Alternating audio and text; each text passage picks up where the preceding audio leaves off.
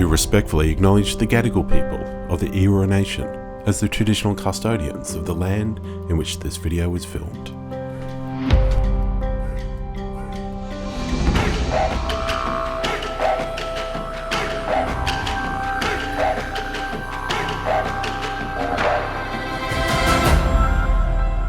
Hi, I'm Crystal Kinsella and today I'm joined with Jasmine Newman. How you going, sis? Good, thanks. How are you? Yeah, not too bad. So tell us a little bit about yourself. Who are you? Where you come from? Yeah. My name's Jasmine Newman. I'm a proud Wiradjuri woman, but born and raised on Darug land. So that's where I identify with. And mother, wife, businesswoman. You are absolutely amazing, and it's been really incredible to see your growth over the last 5 years. I feel really, really proud of you. Yeah. What gets you out of bed each day? What is your why? Tell me. My why is a continuation of Pop's legacy. Pop was an Aboriginal activist in the 1960s who fought and advocated for opportunities for mob. Yeah. My why is continuing that, but not advocating. Being able to create real change, being able to create the jobs and opportunities that Pop advocated for. Yeah. So tell us about your business. Yeah, Killara is now 5 years old, really young in business terms, but we've grew really fast, really rapidly. We now operate in every state and territory across the country. We employ almost 300 people across the country. It's a country too many times. We employ just over 300 people across the country. Of that, we're pushing into almost 40% that are Aboriginal in our workforce, which is fantastic. That is incredible numbers, and particularly nationwide as well. Yes, that's fantastic to hear about.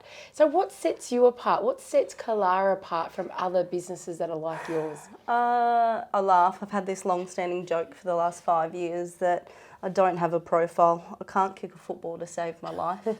I'm a hard worker.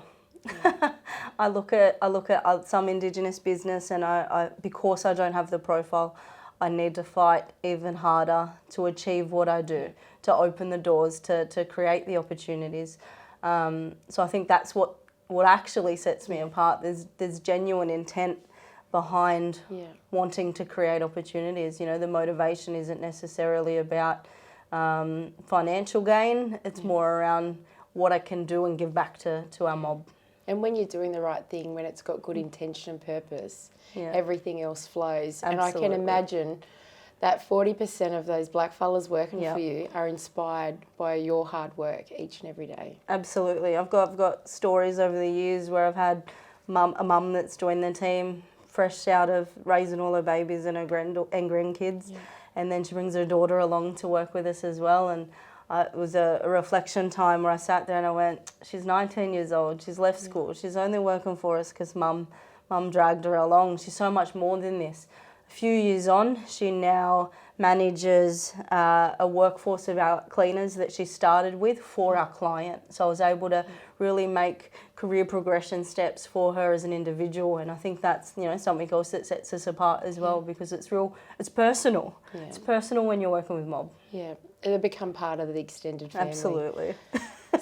Definitely.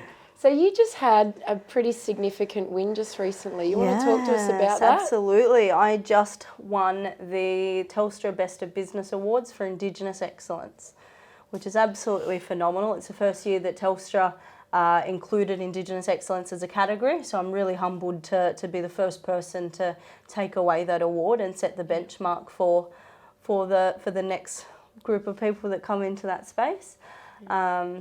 It's phenomenal. It was great to stand up on the stage and accept the award.